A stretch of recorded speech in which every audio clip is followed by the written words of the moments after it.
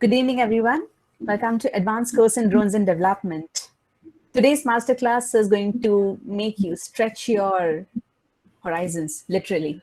And we're going to be talking about beyond visual line of sight operations.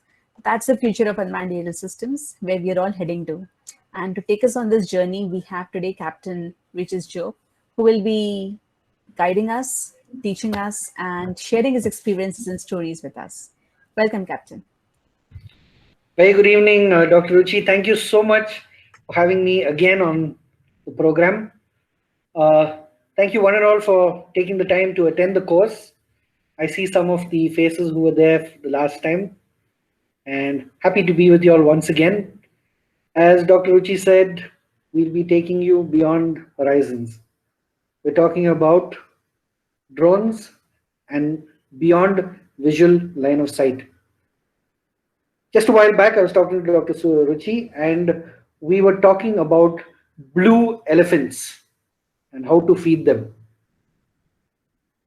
This is exactly what I'm trying to say. Beyond visual line of sight, you have drones. Everybody knows what's a drone. A lot of y'all have learned what a drone is. A lot of y'all know how to fly these drones. But do you know how to integrate them into the active manned aviation ecospace? Remember, there are planes that are flying. And apart from just visual line of sight, wherein you look at a drone, you fly it around, you're being restricted. For drones to reach their complete potential value, they need to be able to fly beyond your visual range. A lot more work can get done, a lot more activity can take place, and it enables the drones to perform unhindered. But to do so, there are a lot of complications. We need approvals. We need to demonstrate that we can fly within the manned aviation ecospace, wherein aircrafts are flying, what to do in case you encounter an aircraft. We're going to talk about what is known as dynamic deconfliction, threats, and what are the actions that are taken. And so without further ado, I'll start up with the project. With the presentation. And as I mentioned to you, the blue elephant and how to feed it. Drones and how to introduce them to the beyond visual line of sight ability to perform to their optimal performance and commercially. Stand by, I'll just start up with the presentation.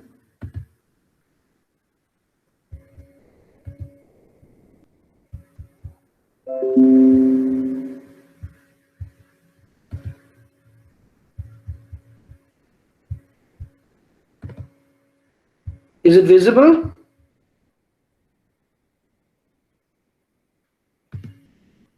Is the presentation visible? It's in the PowerPoint mode, not the presentation mode. Okay.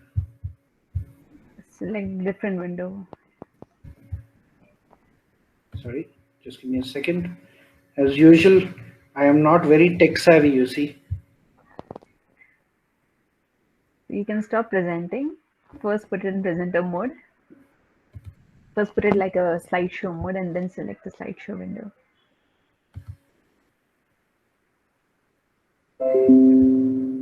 Captain Joke says he's not tech savvy. Can you imagine? He's not tech savvy, then who's tech savvy?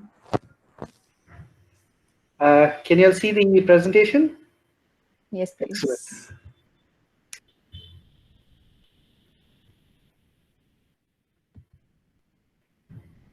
So, beyond visual line of sight, BVLOS. Can you see the next slide?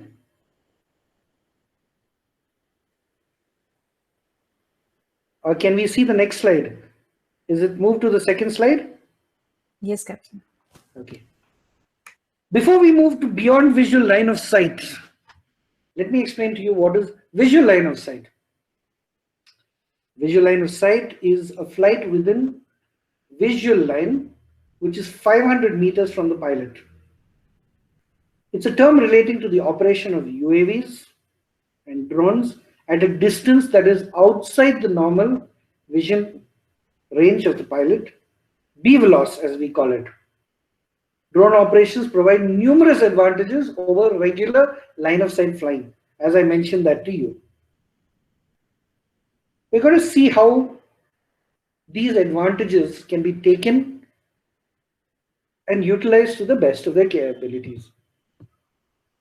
Right now you see before you a proper scenario of operations of a drone. Take a little while to look around.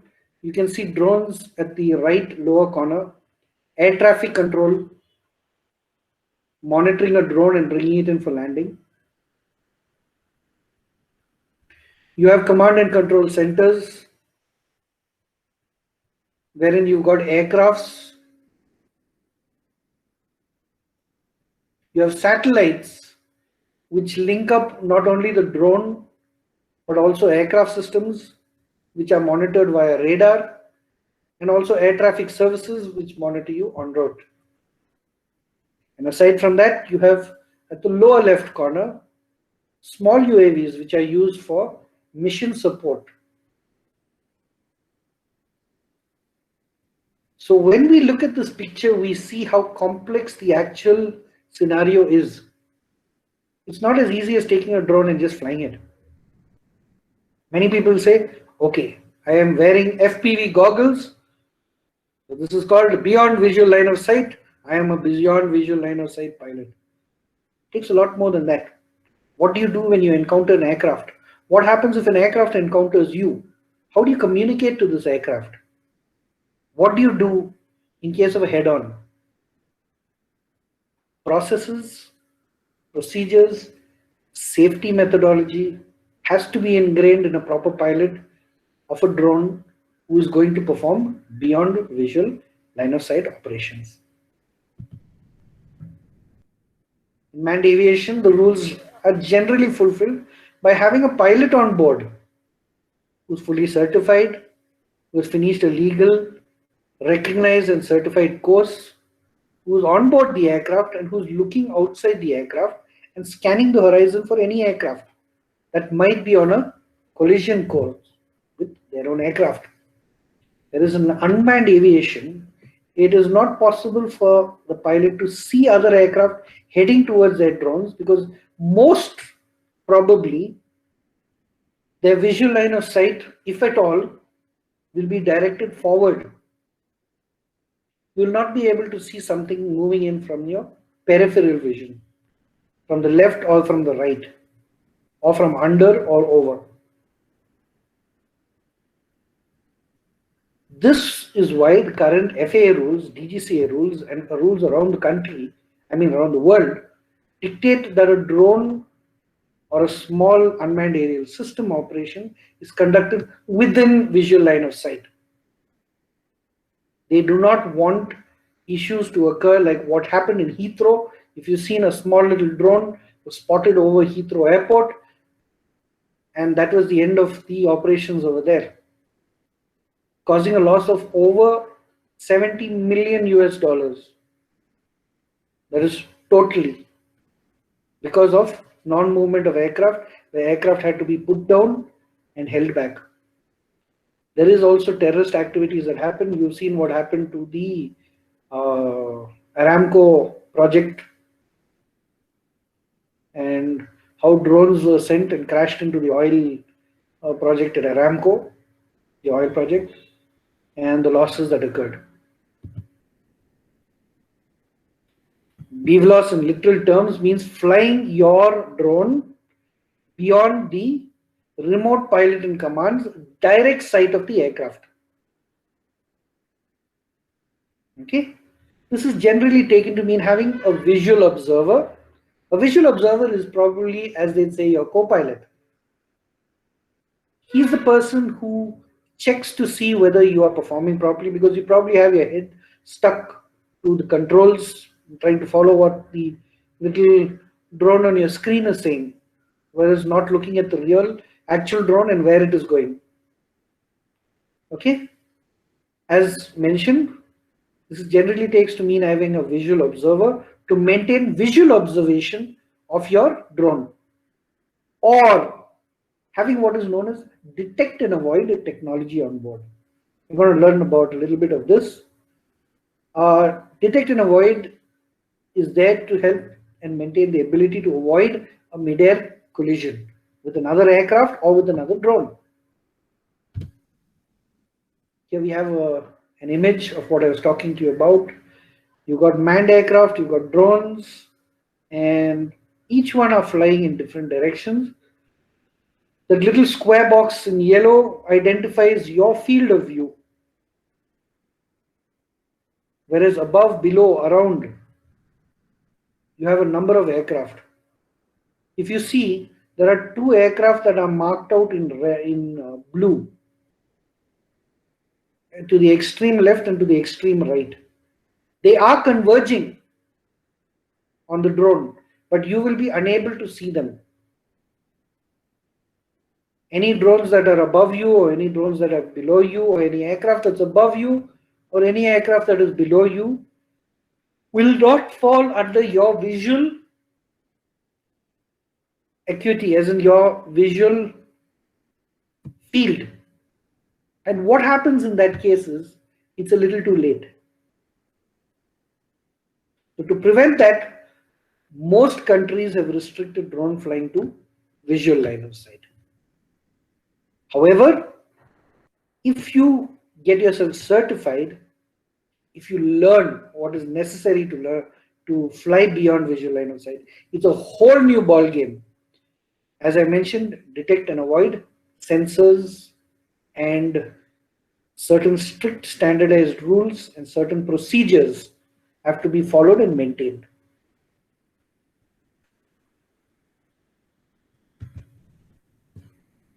In this scene over here, we see what are those systems that are used for detect and avoid. You have your flight computer, you have digital cameras, you have laser sensors, you have ultrasonic sensors, and you also have what is known as your radar. All these sensors help you to detect an incoming, ongoing, or transitioning object, and the flight computer, along with the communication system which sends a message to the UAV base station, helps in determining and assisting you as to what is needed to mitigate that scenario. Here we go. This should give you a clearer idea of what we're talking about. You see UAV A.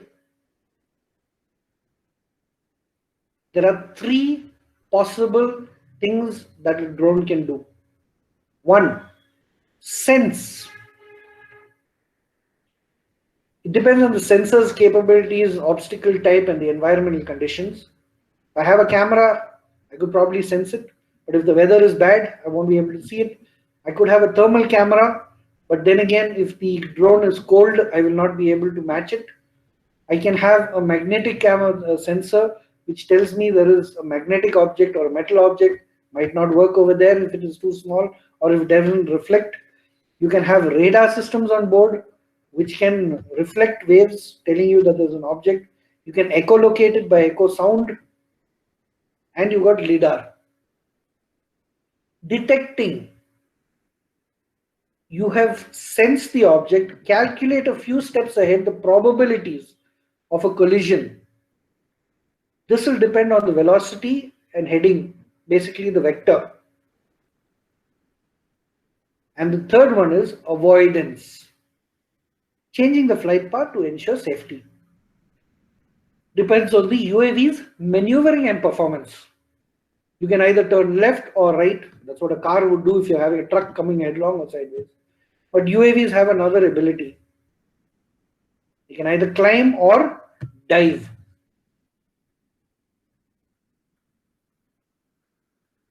Visual line of sight, aircraft operations. With vision that is unaided by any other device other than corrective lenses, glasses, the remote pilot in command, the visual observer, and the person manipulating the flight controls of a small aircraft system must be able to see the unmanned aircraft throughout the entire flight. This is called visual line of sight. How does it differ from beyond visual line of sight?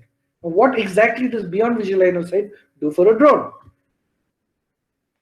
Visual line of sight, these are the points.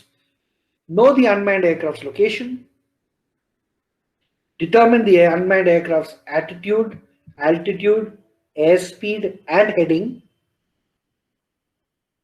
observe the airspace of other air traffic or any of the other hazards, determine that the unmanned aircraft does not endanger life or property. So these are things that you need to look into. You just cannot buy a drone, fly a drone. In the olden days, it used to be, I have learned to fly a aircraft, I own an aircraft, and I am a pilot. Today it has become, I own a drone, so I am a pilot. Doesn't work that way. It's all fun and games, it's all very cool to fly those drones, but when disaster strikes, that is what you need to be prepared for. Fire on board because of a battery failure, loss of the drone. The drone can vary from a lakh to a few crores. How do you explain that to your boss? Have you followed every single rule and regulation to the T? These are points that you need to know. So to know whether you followed every rule and regulation, you need to know the rules and regulations. Throughout the entire flight of a small unmanned aircraft, the ability described above in paragraph A of this section must be exercised either by the remote pilot in command and the person manipulating the flight controls, or if a visual observer is being used for the aircraft operations. All of these following requirements need to be met. The remote pilot in command, the person manipulating the flight controls, and the visual observer must maintain effective communication with each other and ensure that the visual observer is able to see the unmanned aircraft at any given time. Should you lose visual sight of the aircraft has to be acquired before you can progress further. To give you an example, this is just a small little slide that shows you within the cone of visual view is called visual line of sight or VLOS. If you have an observer, it is called extended visual line of sight. And further to an observer's field of view, when you're flying using telemetry data that is coming back to you, it is called beyond visual line of sight. The remote pilot in command, the person manipulating flight controls of a small unmanned aircraft, and the visual observer must coordinate to do the following things. Scan the airspace to check for aircrafts and any other potential for collision or hazards, buildings, trees, cranes, birds. Maintain awareness of the position of the small unmanned aircraft through direct visual observation. There you go, you get to see that. Now people say 500 meters, that's all. I can probably see, my line of sight says that I can see 4 kilometers from here. I need to impress upon you and make you understand that it's not your distance that you can see. It is the distance that you can see the drone. Something which is the size of probably your laptop. Can you see your laptop if I were to move it 500 feet away from you? It's half a kilometer. Can you see it if I move it 1,000 feet away from you? 1,000 meters away from you? That's 1 kilometer. Same thing with the drone. Within 500 meters, a drone turns into a dot. And you really don't know in which direction the drone is flying. It's very easy to get disoriented. And that's the reason why they say, keep your drone within visual line of sight. Here we have an operations section, so I can explain it to you. You have the mobile command and control center with pilots. You have a mobile radar which assists to keep the drones in thing. You have the air traffic control. You have ground observers. You have the recovery system to catch the UAS or the landing area. You have the launch area from where a UAS is launched. You have your data server where information comes to you. And then all this is transferred onwards to the governing body. So what does it mean to fly BVLOS? It means you'd be able to fly an unmanned aircraft without having to maintain sight of it at all times. It's as simple as that. And with that, we go beyond the horizon, as I mentioned to you.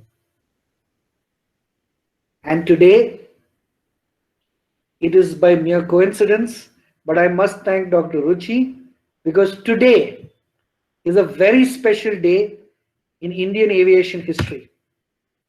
I'm proud to state that today is a big day for the drone industry in India, as we have entered a select club of countries in the world to commence BVLOS operations.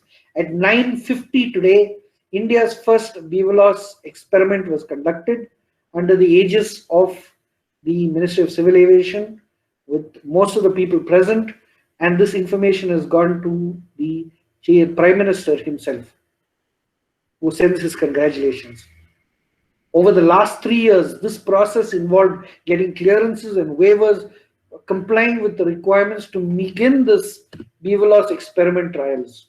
We started way back in 2019, and today we have finally achieved the first BVLOS experiment.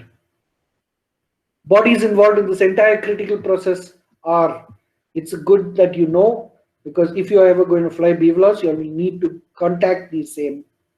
They are the Ministry of Civil Aviation, Directorate General of Civil Aviation, the Drone Directorate, Airports Authority of India, Ministry of Defense, the Indian Air Force, Ministry of Civil Aviation, the Ministry of Communications, Police, and a host of others, who have a list of questions that are typically there to help them determine if the selected consortia, that is these groups who were selected to perform BVLOS, have the right procedures, risk mitigation, and technology to help avoid mid-air collisions. That was the main question being asked. These questions are broadly based on the following topics. Describe how the remote pilot in command will be able to continually know and determine the position, altitude, attitude, and movement of their small unmanned aircraft or drone, and ensure that the drone remains in an area of intended operation without exceeding the performance capabilities of the command and control link. Here's where I need to tell you, drones need to follow a geofence track. They need to have an electronic border. Drones need to file a flight plan, informing the ATC and those concerned as to where will they be flying, what will they be flying, the reason they are flying, and when they will be back, what altitude, and what heading. Once they get the clearances, there will be NOTAMs issued, there will be clearances issued by something known as Digital Sky, and then if you're a certified pilot, you'll be able to take your aircraft and fly it.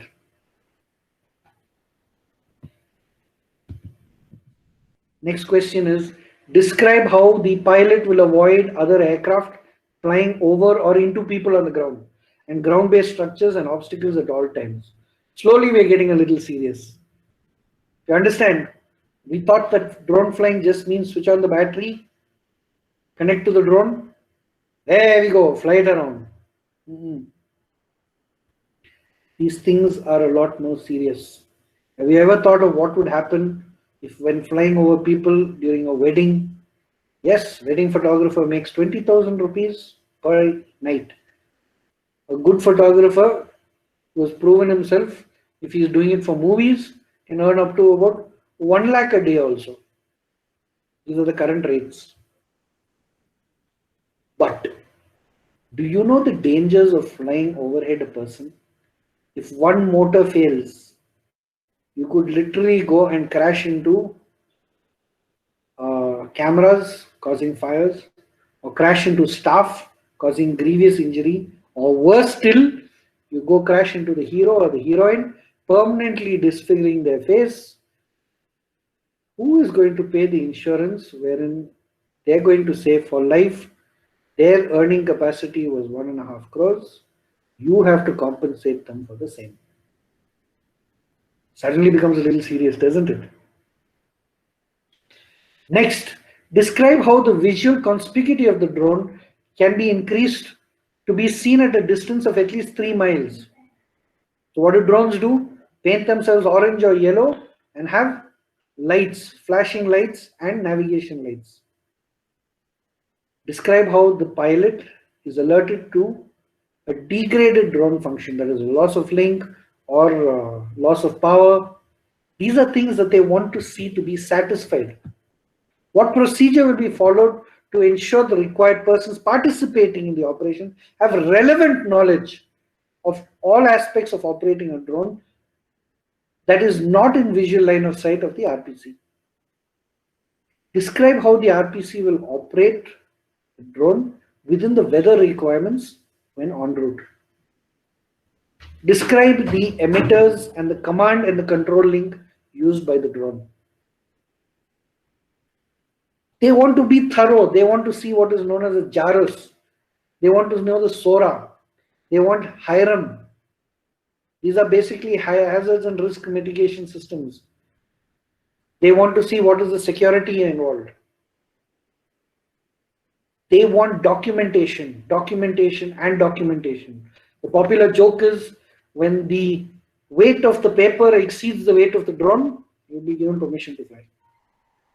But practically, they need to know that you're thorough, more so that you have the relevant knowledge and practical experience to prevent an accident, incident, or an event.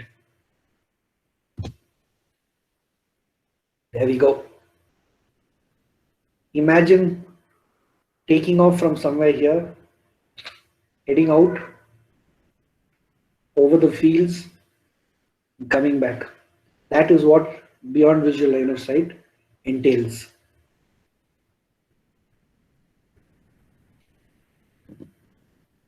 Rules for BVLOS operations. Always know the position, altitude, attitude, and movement of your drone and ensure that the drone remains in an area of intended operation without exceeding the performance capabilities of the command control link. This is called the C2 link. It is basically the link between the drone's transmitter and receiver and also the telemetric data that is being transferred up and down. This information provides commands to the drones to perform a certain task or signals to activate certain features like camera, sensors, return to home feature, stabilize, hover. It's basically the thing that links the drone to the transmitter and the transference of instructional sets. 2, be able to avoid any other aircraft flying over or into people on the ground and ground-based structures and obstacles at all times. You have to prove your competence and ability to do so. Should the drone fail, do you have a parachute system? Should the drone fail, can it be destroyed in midair so that it doesn't cause too much damage on the ground? Should a drone fail, if it's only the communication link, can you cause it to go into dead mode as in hover exactly there, freeze, or move to a certain point or come back to you? Prove that your drone can be seen from at least 3 miles away. Can be alerted immediately if your drone is degraded or functioning incorrectly. You need a message coming to your telemetry system saying, we have a problem, we have lost the drone. You need information as to why you lost it, What went wrong? Do you have a flight data recorder? Do you have a way of tracking the drone after it's crashed? These are information bits which will help you in getting a BVLOS clearance. You also have to ensure that all members of your team involved in the operation have the relevant knowledge of all aspects of operating a drone, not just your pilot or your visual observer. You have to be able to comply with weather conditions, requirements during flight, especially with fluctuating weather conditions. Please remember this. Drone operations are serious. You could take off in good weather and then suddenly find yourself in bad clouds. You can't even see a cloud. I mean, you can't even see the drone. That's bad news. If you can't see it, how are you going to orient it or how are you going to get it back? You don't even know what's happened in that cloud, whether it's being tossed around or whether it's stable. You can go into known icing conditions, unknown icing conditions. You can take off and all of a sudden you might find it getting dark. You have to prove to them that you have this requisite ability to comply with this. Number two, have a strong C2 link. Your drone has the ability to say that you can fly 10 miles in contact. 10 miles should not be your maximum limit of the contact of your transmitter receiver. You should have had at least about 15 miles. You should be able to account for any latency in the communication. Should there be a gap, or should there be a delay, or should there be data which is lost in translation, in transmission? Does your drone have the ability to perform an operation safely?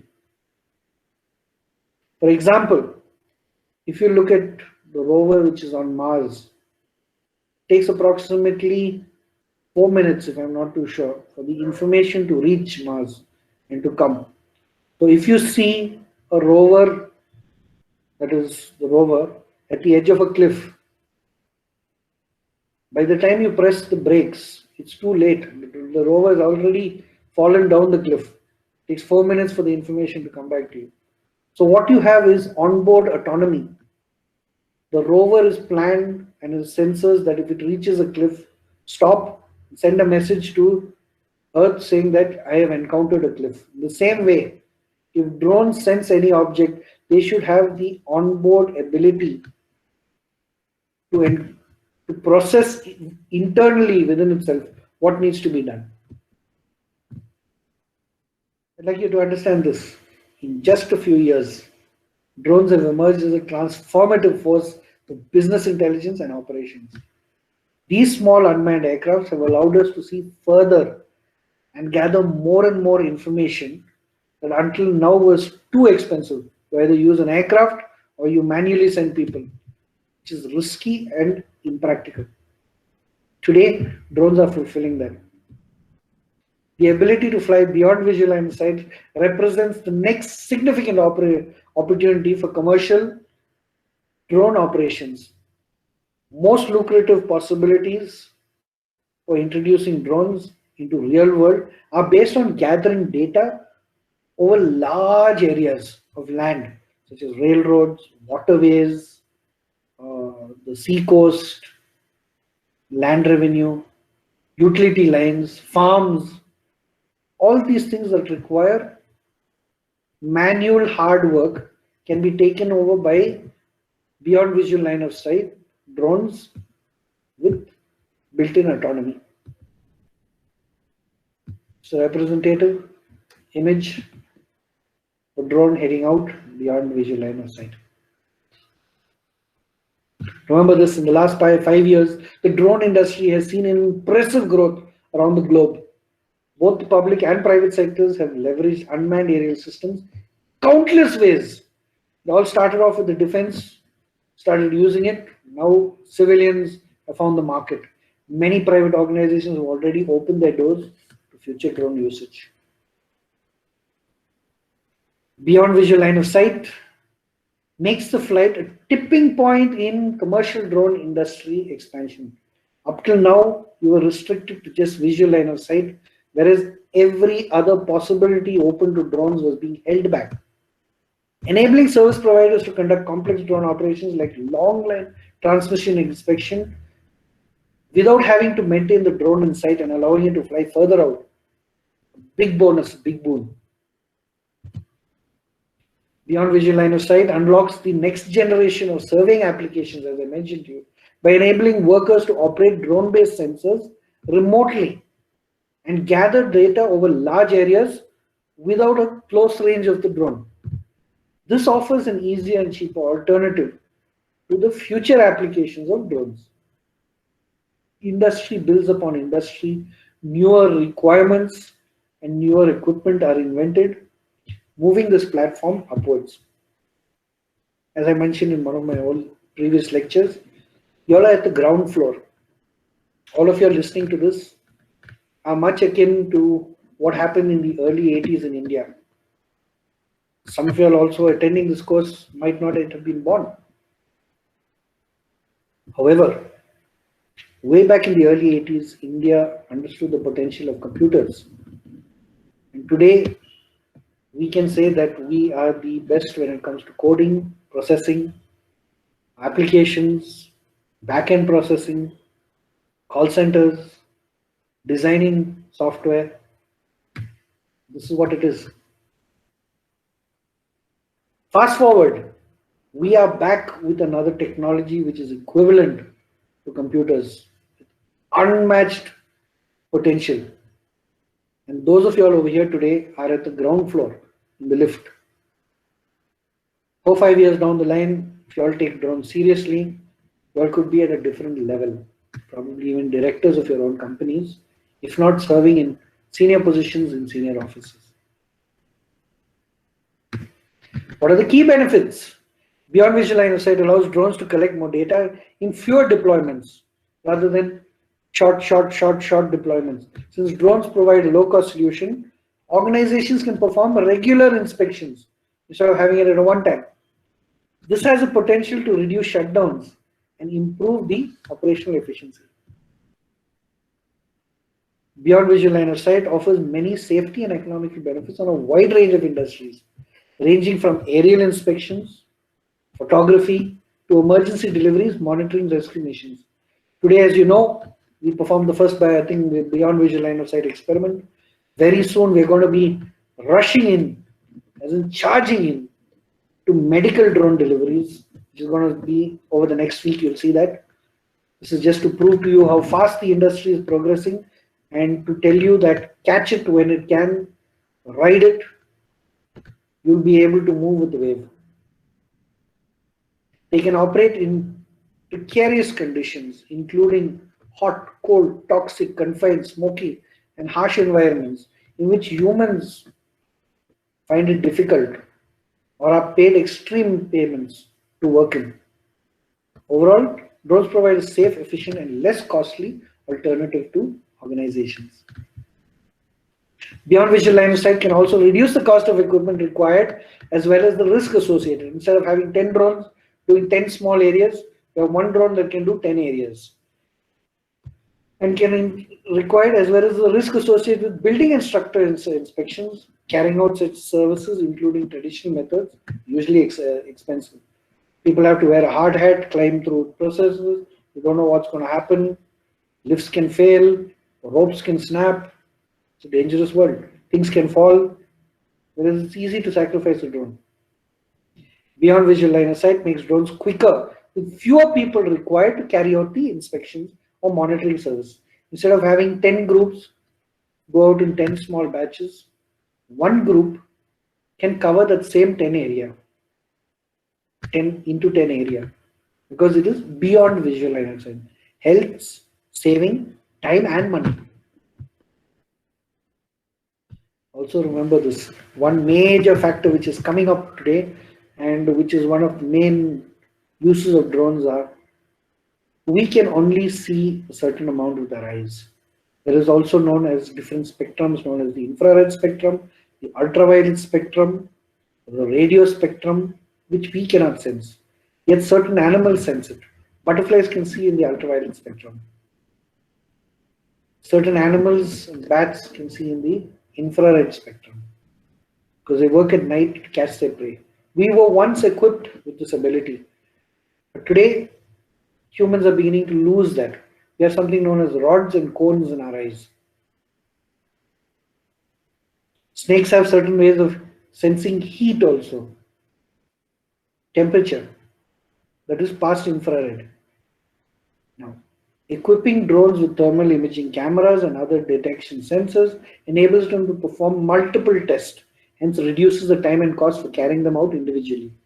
For example, a drone might be used in the following case, a very sharp case that I'm giving you. There is something known as solar panel inspection. If one solar cell on a solar matrix fails, an engineer needs to go and keep checking and seeing which one has failed manually. Whereas a solar cell within the matrix, if it fails, it starts generating heat. So now using these thermal cameras, if you fly over the panel, the ordinary panel which is generating electricity will be blue, whereas the faulty cell in that panel will probably be red because of the heat being generated. It's very simple. From the sky, I look, I see blue, blue, blue, blue, blue, blue, one panel with a spot of red. Here analytics comes into play. I take note of where that panel is, the X and Y axis, latitude and longitude, transfer that information and continue flying on. People will automatically send a scooter with one engineer. He knows, he takes that image, he sees, he enhances it, he'll see 4 down, 3 to the left. All he needs to do is just replace that. Within half an hour, the solar cell is back to optimal processing capability. Why? Because drones can see what we never were able to see. Imagine it as somebody who's thermal imaging is like trying to describe something to a blind person as to what color is an orange. How would you explain an orange color to a blind person when they don't even know what red is, they don't know what yellow is? However, this is what an image looks like. You look at the car, you look at the buildings, you look at the thing, all trees are blue. That's because they're cool. If you look at the lights, most lights are all hot white. If you look at the red areas, that is where a car is hot. If you look at green areas, that is in between temperatures. You look at the humans, you see which of the areas of a human being are warmer. These are images that you will not see with your eye, but can help you determine a lot of information. For example, we have what is known as 4D mapping. What is 4D mapping? 3-dimensional X, Y, Z, that is including time. How does 4D mapping help? 4D mapping helps the following way. If I want to find out, I can basically foretell the past, present, and the future. How do I do that?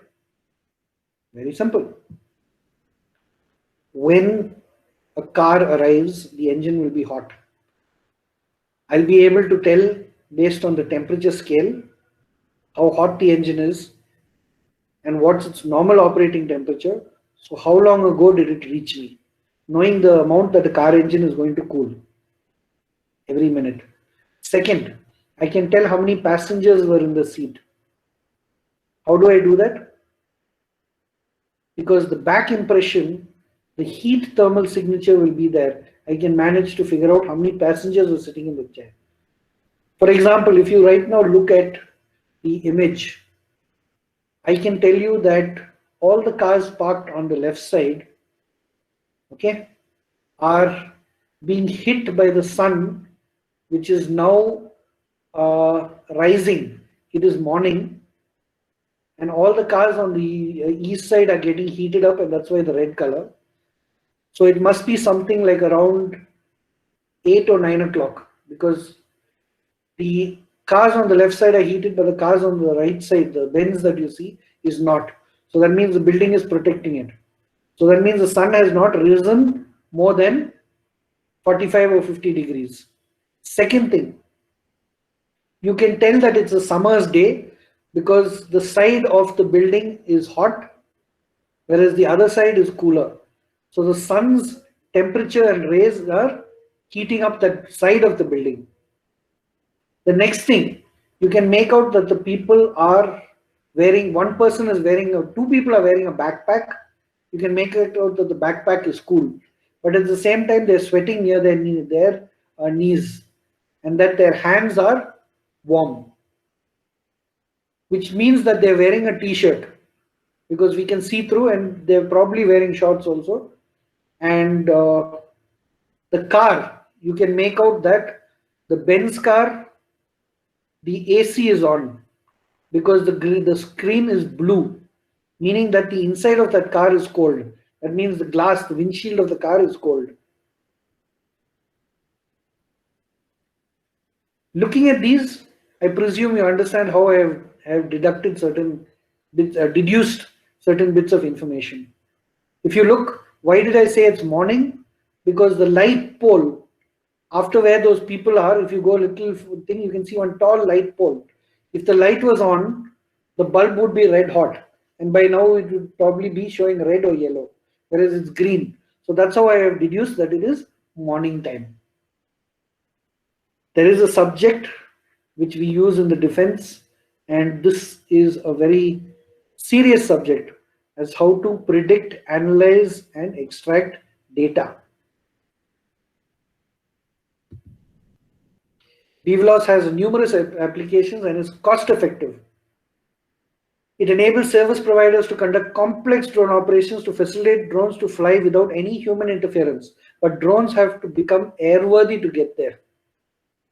BVLOS flights are mainly performed in infrastructure inventory for monitoring large areas and creating ortho maps. Remember that drones flying beyond visual line of sight are controlled by data provided by onboard instruments. Information is transmitted via a telemetric link that informs the operator about the position, altitude, speed, and direction of the flight, and relevant parameters of the aircraft. However, UAVs flying beyond visual line of sight can change their flight parameters and control centers to collect data too. Information comes back also. And they can also change their routes in flight should they encounter certain obstacles or interference. This is probably what a drone pilot would see.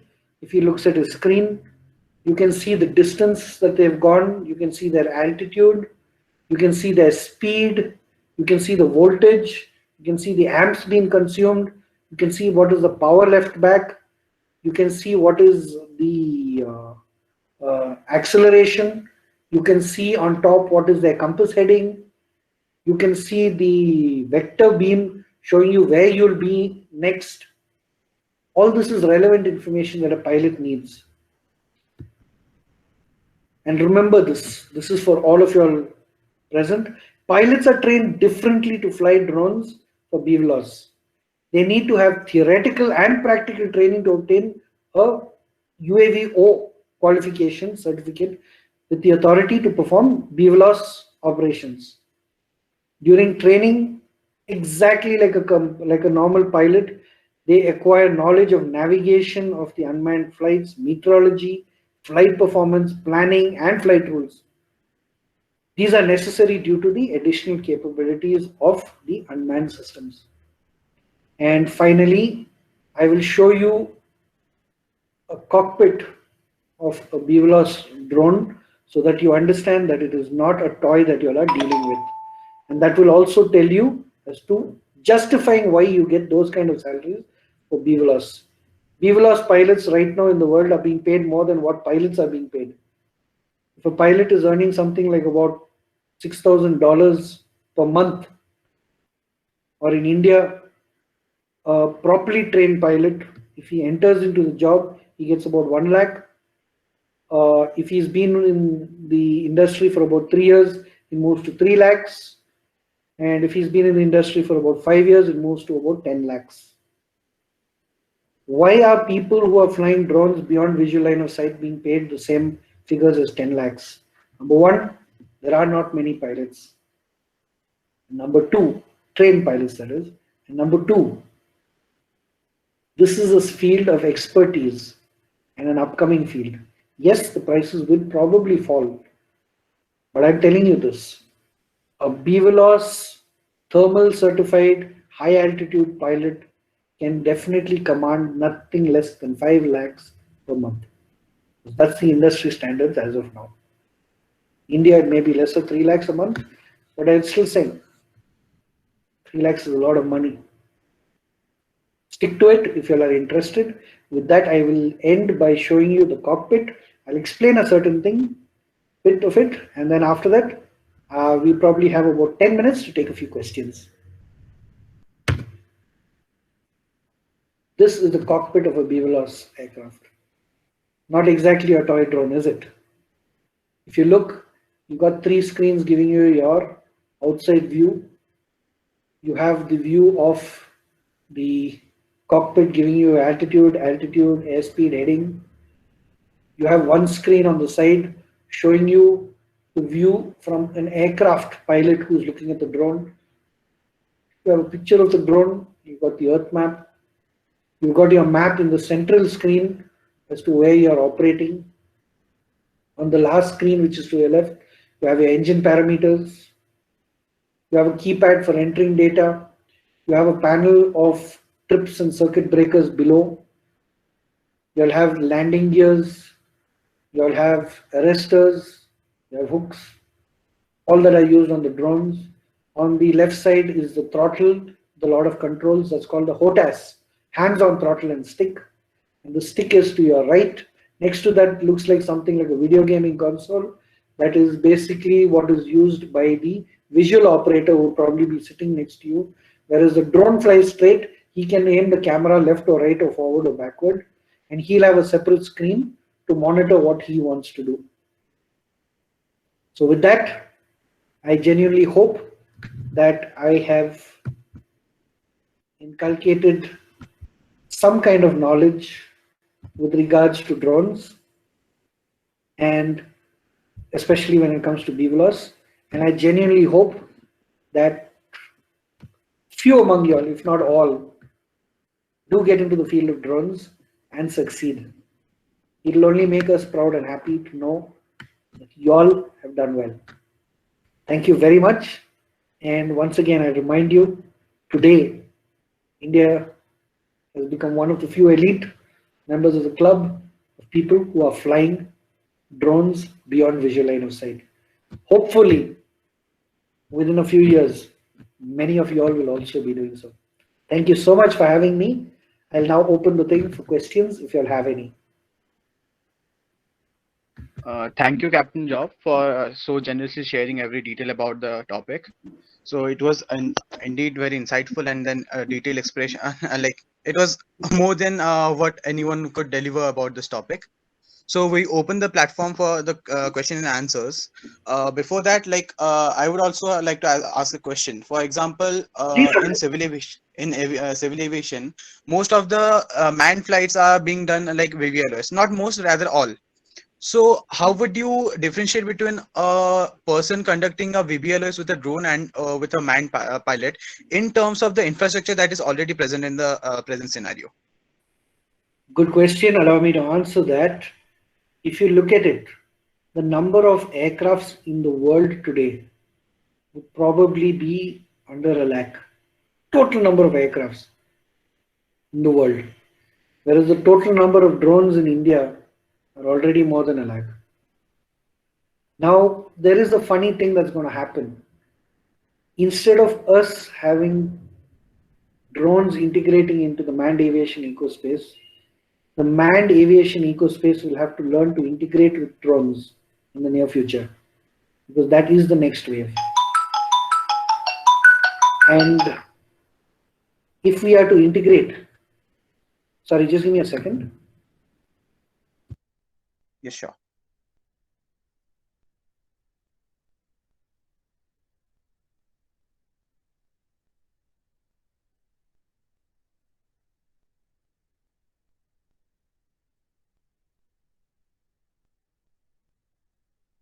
Sorry. So as I was saying, They have to learn to actively integrate into the drone ecospace. Now, how do you identify a drone versus an aircraft? Drone pilots, if it's going to be BVLOS, as I showed you the cockpit, you'll be able to see. And these drones will have a series of sensors, that is radar equipped. Then there's something known as ADSB, that is surveillance radars. And it will have sensors, echo sensors, it will have scanners, it will have laser scanners, and of course visual. Newer drones which are coming out for beyond visual line of sight don't have just one fixed camera. They have one camera for the operator and one camera for the pilot right in front, and a camera on top of the drone that can rotate up and down, left and right. So pilot can have a view of, if like a real pilot looking up, sideways, down, left, under, down, up. Whereas the camera in front will give you a thin field of view, high definition of what is happening. And it will also have the ability to send out an automatic surveillance broadcast, as I told you, ADSB. So it keeps saying ping, ping, ping continuously. You must have heard of transponders. That's exactly what it is. So it will keep telling an aircraft, there is an object, this is its height, it's connected to the GPS, so it says attitude, altitude, airspeed, heading, and vectors. So that's how aircraft will be able to define it, and drones will also be able to define an aircraft by receiving the ADSB signals. I hope that answers the question, Amit. Yes, that was enough. So as you have said about ADSB, so ADSB is a technology that is also incorporated with the manned aircrafts also. That's correct. Yes. So let's take for example, there are 100, let's say 100 aircrafts in India and more than 1 lakh drones in India, and all have ADSB on board. So ultimately, if we fly with the ADSB, aren't we just clouding up the sky? No, we've thought about that. Right. There will probably be a different frequency for the ADSB when it comes to drones, with just a certain signal being transmitted to within a certain area in the manned aviation frequency. It will probably be low frequency for manned aviation and high frequency for when it comes to drones, because drones will most probably be flying within about 400 to 500 feet, except when it's high altitude. That's number one. Number two is, as you said, it's already known fact. With having so many drones across the city, you would have a cloud of ADSB signals, and you won't be able to identify where's your aircraft, which is above that 400 feet. So that's been thought about. Thank you, sir. So I would expect other participants to put the question in the chat, or else you can unmute and speak. Please prefer that you'll unmute and speak. Would love to hear any other questions. Happy to answer them.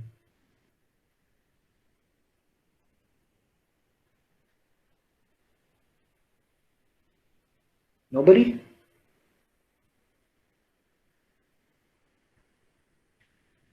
So I presume that all those present have no questions. If you all do, Amit has my email.